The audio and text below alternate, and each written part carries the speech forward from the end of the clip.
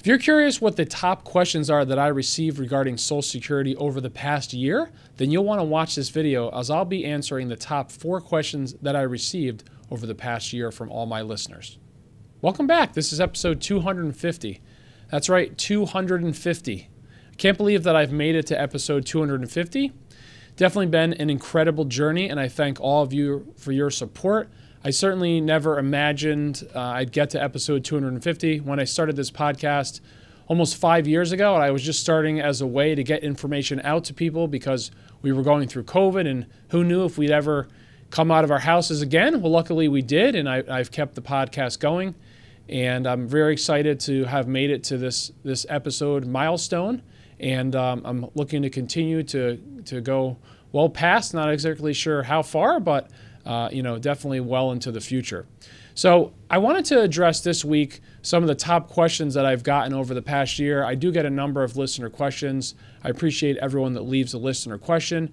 And you can leave a listener question by going to retirewithryan.com and click on Ask a Question.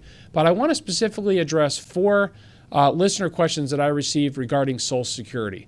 Social Security, because all of us are going to be eligible for it at one point in our working lives or in our retirement, is a very popular topic, so I want to focus on that. But as a reminder, as a special guest or gift, I should say, to all listeners, my book is free to download on my website. Just about a year ago, I published my first book. It's called Fiduciary: How to Find, Hire, and Establish an Aligned and Trusted Partnership with a Fee-Only Financial Advisor. I've been selling it for about a year, but a couple months ago, I made it free because I want to get the information in front of as many people as I can. Obviously, I put a lot of effort and time and money into writing the book, but at this point, it doesn't cost me any more money to give it away for free electronically, that is. So if you want a free copy electronically, if you head over to retirewithryan.com, you can, right at the top is a banner where you can click to download a free copy of the book, and you can download the book electronically. Or you can, if you're someone who likes physical books, you can buy a physical book. Obviously, that costs a little bit of money to print, so I have to charge for that. And you can find that also at retirewithryan.com/book. So what's this book about? I've told you before. Obviously, it's about hiring a financial advisor. If you've never worked with a financial advisor before, I take you through a series of questions to ask a potential advisor, as well as putting together a list of potential advisors to interview. And then I also give my input on investing, on planning for retirement, and some overall financial planning concerns and goals that people have, because I've been doing this for over 20 years and I want to take my insight that I have, and that's why I wrote the book. So again, either buy a physical copy or you can buy or download a free copy online. So as I mentioned earlier, we want to answer some listener questions that I've gotten over the past year regarding Social Security. And as I said before, I do get a lot of questions. I appreciate all the questions. I can't answer all of them with the time allowed for the episodes that I have, but what I've done is I've picked what I thought were the 4 best questions regarding Social Security over the last year that a lot of listeners could relate to and maybe even had a similar situation that they're going through. So question number 1 comes from Andrea, and she writes, "Hello, Ryan. Quick question for you on behalf of my mother, Mary. My parents divorced back in the 90s. My father remarried, and upon his death, his second wife received his Social Security benefits. My father passed away in 2019, and his second wife passed away 9 months later. Is it possible for my mom, Mary, to obtain his Social Security benefits?" So first of all, thank you, Andrea, for your question. I'm sorry to hear about your dad passing away. And one thing you don't mention is how old your mom is. But she could be eligible for an ex-survivor spousal Social Security benefit from your father, but she'd be eligible to receive benefits based on how much her own benefit was versus up to 100% of your father's full retirement benefit. So she could begin collecting benefits as early as age 60 or 50 if she qualifies for Social Security disability. So that's when you could start collecting a survivor benefit. So for example, let's say your mom's full retirement age is 67, because I don't know how old she is now. I also don't know when she was born. And she waited to collect her full survivor benefit until her full retirement age. She would get 100% of your father's Social Security benefit. Now, she could collect sooner at 65 or 64, but she's not going to receive 100% of his full benefit. She will receive a reduced amount. You also didn't mention how long your parents were married for. And in most cases, to be eligible for a ex-spousal Social Security benefit or ex-spousal survivor Social Security benefit, you need to have been married at least 10 years. The only exception to this is if your mom is caring for a child of your father's that's under the age of 16. But based on you telling me they divorced in the 90s, that really wouldn't be possible unless maybe they had a child, many years after they were divorced. And if your mom is remarried, she can still collect Social Security survivor benefits from your father, provided the marriage took place after 60 or age 50 if she qualifies for Social Security disability. But if she remarried before age 60, she would now be eligible for benefits off of her new husband's Social Security record. So another key difference is that ex-spouses can file a restricted benefit and choose to take their own benefit or their surviving ex-spouse's benefit first, and then later switch over to their other benefit once it's grown. So normally when you file for your own benefits, you cannot choose whether you receive one benefit or the other. You receive the higher of your own benefit, or if you're eligible for a spousal benefit. Or, however, in the case where it's a surviving ex-spousal benefit, you have the option to choose one or the other, and then also go back and switch to the other one. So again, I don't know how old your mom is, but anyone collecting Social Security also has to be aware that if they start collecting Social Security benefits before their full retirement age and they're still working, they're limited to how much they can earn and receive their full retirement benefits. So for example, the Social Security earnings limit this year in 2025 is $23,400. So if you earn over that between the ages of 62 and the year that you reach your full retirement age, assuming it for your mom is 67, your benefit is reduced $1 for every $2 you earn over that limit. So let's say, for example, you have a job making $50,000. Well, you're over the limit of $23,400. So your benefit will be reduced for $1 for every $2 you earn over that $23,400. So this is why a lot of people don't start collecting Social Security benefits in their mid to early 60s if they're still working. And starting in the year that you reach full retirement, your benefit is reduced $1 for every $3 that you earn over $62,160. So in the year you're reaching full retirement, let's say, Mary, your mom's birthday is in July. She's reaching full retirement this year in 2025. She could earn up to $62,160 this year. But if her birthday was in January, yes, she could earn up to that. But then this leads me to the third thing, is that starting in the month you reach full retirement, there is no earnings limit. So as far as applying for Social Security survivor benefits, this can be done in person or over the phone, and it can't be done online. So again, applying for Social Security survivor benefits, you have to do it in person or over the phone. So it sounds like your mom, I don't know how old she is or if she's working, and if she was married at least 10 years or more. But if those three things were true, she's not remarried, she's not working, and she's at least 67 years of age or older, she could be eligible for some survivor Social Security benefit from your father if they were married at least 10 years. So I hope that helps. So this next question comes from Stephanie, and Stephanie writes that I'm 63 years and 7 months old, divorced, but married over 10 years. I've watched your YouTube video on the spousal benefit and just need clarification.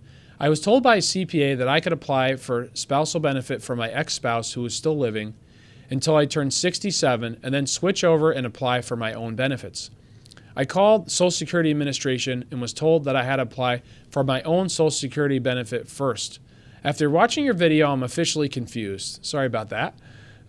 And I can say my benefit now and at 67 most likely will be more than 50% of my ex-spouse's. I just want to be clear on my options. Thank you for any help you can send my way. So thank you, Stephanie, for your question. And unfortunately, Social Security is correct. Because your spouse is still living, you can't submit a restricted application when you apply, meaning you will be eligible for the higher of your own benefit or up to 50% of your ex-spouse's benefit when you apply. Now, if he dies before you apply for benefits, as I mentioned earlier, you could file what's known as a restricted application, which is what your accountant is talking about. And you could then, apply for the spousal benefit and then switch over to your own benefit at 67 or even later. And because your benefit now and at 67 will be higher than 50% of your ex-spouse's benefit, you'll probably never be able to collect a spousal benefit because, again, that's a maximum of 50% of your spouse's benefit if your own benefit is less than half of that number. So unless your spouse dies before you file for benefits, you'll probably never be able to use that. Now, in the event that your ex-spouse does die before you file benefits, you would then be able to use the restricted application, which is where you could potentially collect one benefit before full retirement and then wait and switch over to another benefit. So your ex-spousal benefits, or survivor ex-spousal benefits, I should say, don't earn delayed credits. What does that mean? Meaning that once you reach your full retirement age, that's the maximum surviving Social Security spousal benefit you're ever going to receive, less any future cost of living adjustments. So it doesn't make any sense to wait past that age for you between 66 and 67. However, everyone can earn a delayed credit of 8% per year on your own benefit by waiting until age 70 to collect your own benefit. Now that starts from your full retirement age until 70. So between 66 and 70, you can earn an extra 8% per year on your own benefit. This is a reason why a lot of people wait until 70 to collect their own benefit. So what a surviving spouse could do, an ex that is eligible for a benefit off of their ex-spouse, they're married more than 10 years, they could then collect their spousal benefit at a certain point as early as age 62, and then they could switch over to their own benefit at 67, therefore getting an increase in benefits. Now, this actually happened to a client was able to do this. However, anyone that's collecting Social Security before full retirement has to be aware of what I said earlier, which is that there's an earnings limit. So if you're working full-time, chances are at 62, 63, 64, anywhere between 62 and your full retirement age, the year you're going to reach full retirement, you're limited to that $23,400, and you're not going to receive your benefits, so it probably doesn't make sense, or receive all of them, makes sense to start collecting. So that's why a lot of people, if they are eligible for a ex-spousal survivor benefit or a survivor benefit, wait until they retire or they significantly reduce their work hours to start collecting that. So I hope that helps, Stephanie, answering your question. So question number 3 comes from the username Appalachian Mountains 6010 on our Retire with Ryan YouTube channel. Thank you for everyone that's watching on YouTube, and anyone that's listening. You can always find these podcasts and other helpful videos by heading over to retirewithryan.com, and then you can click on videos, or you can just search retirewithryan.com by going to YouTube. So they write in, since WEP and GPO, the Windfall Elimination provision, and the Government Pension Offset Fairness Act passed, I looked on the Social Security website, and it says you can get ex-survivor benefits if you were married 5 to 9 years. These were proposed provisions. Will you please explain? So thank you, Appalachian Mountains, for your question. And I spoke about the Social Security Fairness Act in a podcast in January. It was episode 236. So if you want to learn more about that, you can check that out. And it was signed into law in January. So this is very new, January of this year.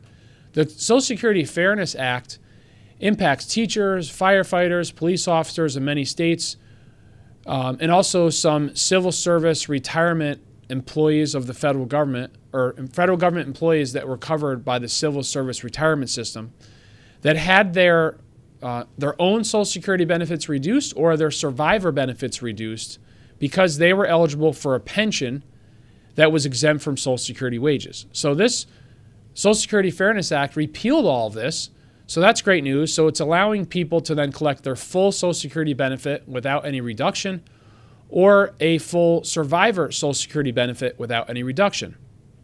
So if you're receiving Social Security benefits, or were last year, into this year, you should have already received a retroactive payment that was made for last year. And then chances are you're already seeing your monthly benefits increase to affect this increase on a monthly basis very soon, if not already, going forward. But if you haven't applied for Social Security benefits, then this is obviously something you need to be aware of, and this should be automatic when you do apply. This reduction won't apply to you. But maybe you didn't apply for Social Security benefits because you didn't think you'd get anything. Well, in that case, you should definitely reach out to Social Security and see if you should apply. So from what I've read, or for what you're saying, and research I did, I don't see anything that says the 10-year requirement for an ex-surviving spouse has been reduced. And I'm pretty sure that Social Security is very firm on that number, unfortunately. But if this is a proposed change, it's possible that Congress can make this change. But until this actually passes, and maybe it has to be signed possibly by the president, it wouldn't apply. So unfortunately, I don't think this is the case. But it doesn't hurt to schedule a call with Social Security or reach out to them to find out more and find out if this impacts you. So our final question we're going to answer comes from also from the YouTube channel, from Donna Milligan 1831. And she writes in that I am 65 and my ex is 62. I called the Social Security office and they told me that I cannot collect my Social Security, my ex Social Security, until he collects Social Security. Is that true? So hi Donna, thanks for your question. And if you have recently divorced and your spouse hasn't claimed benefits, then you have to wait 2 years until you may begin collecting benefits from your ex-spouse. But if they start collecting in that 2 years, then that would allow you to collect benefits sooner. So it's possible that that is the reason why when you called the Social Security office, I don't have all the details, that they told you you couldn't collect your benefit. Now, if they're wrong, if you have been divorced longer than 2 years, or maybe your ex-spouse started collecting benefits, then by all means, I would reach back out to them and I would see if you're eligible for benefits. But you also have to keep in mind what I previously mentioned about the earnings limit. Because you're 65, you've not yet reached your full retirement age. And I'm going to assume you're born in 1960, which would make your full retirement age 67. If you're born in 1959, your full retirement age is 66 and 10 months. So if you haven't hit that point, you're going to be limited to the $23,400 that I mentioned before as far as your earnings limit, as far as getting your Social Security benefit, or if you earn over that, your benefits are going to be reduced.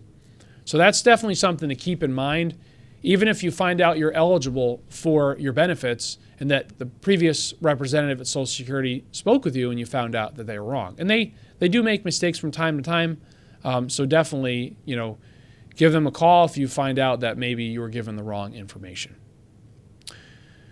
So I appreciate all your support. I really enjoy doing this podcast, but as you can imagine, it's a lot of hard work. It takes a lot of preparation, a lot of research to make sure that I give the best answers that I can give and stay on top of giving you the best information that I can to help you plan the ultimate retirement.